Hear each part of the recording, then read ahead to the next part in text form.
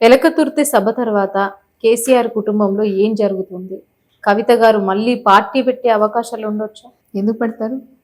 ఏం అవసరం ఉంది? పార్టీ పెట్టే అవసరమే ఉంది? ఆమె పెట్టే బయట సభల వల్లనే తెలుస్తుంది కదా. బయట సభలు పెట్టడం అంటే ఇప్పుడు మీరు ఒకటి గమనించండి అమ్మా, కవిత గారు తెలంగాణ జాగృతి అని సెపరేట్ గా ఒక పార్టీని సంస్థని పెట్టుకున్నారు. తెలంగాణ ఉద్యమం నడుస్తున్నప్పుడే పెట్టుకున్నారు కదా. మరి ఆ జాగృతి సంస్థ ద్వారా తెలంగాణ రాష్ట్రంలో ఉన్న మహిళలందరినీ ఏకం చేసే పరిస్థితి.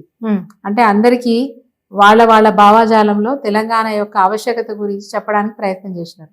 ఇప్పుడు మహిళలు ఉన్నారు, బతుకమ్మ పండుగ ద్వారా, బోనాల పండుగ ద్వారా మా తెలంగాణ మాకు మాత్రమే సొంతమైన పండుగ ఇది, అంటే మాకంటూ ఒక ఔన్నత్యం ఉన్నది అని మహిళలకు అవగాహన కల్పించే ప్రయత్నం చేసినారు. గ్రామాలలో, వాడలలో, తాండాలలో ఉన్న మహిళల్ని కూడా జై తెలంగాణ అనిపించేంత వరకు తీసుకొచ్చినారు. అంటే తను ఒక మేరకు సక్సెస్ అయినారు కదా.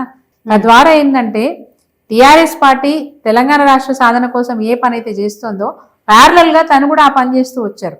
అంటే పార్టీకి బలాన్ని చేకూర్చే ప్రయత్నం చేసినారు.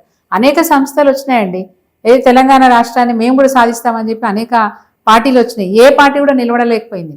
టిఆర్ఎస్ పార్టీ నిలదొక్కుంది, అవమానాలు భరించింది, అనేక బాధలు భరించింది, అనేక కష్టాలు ఎదుర్కొన్నది, నిలబడింది, తెలంగాణ రాష్ట్రాన్ని సాధించింది.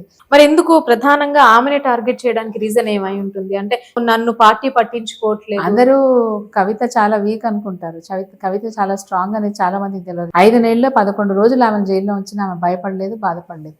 ఎప్పుడు బయటకు వచ్చినా చాలా స్ట్రాంగ్ గా జవాబు చెప్పేది. నేను ఎక్కడ తప్పు చేయలేదు, నిరూపించడం అనండి, సాక్ష్యం చూపించమనండి. ఈ రోజు కూడా సాక్ష్యం చూపించలే కదా. ఆమెను బలహీనపరచడానికి చేసిన ప్రయత్నం, కేసీఆర్ గారిని మానసికంగా ఆయన మీద ప్రెషర్ పెంచడానికి చేసిన ప్రయత్నం, కవిత గారి అరెస్ట్.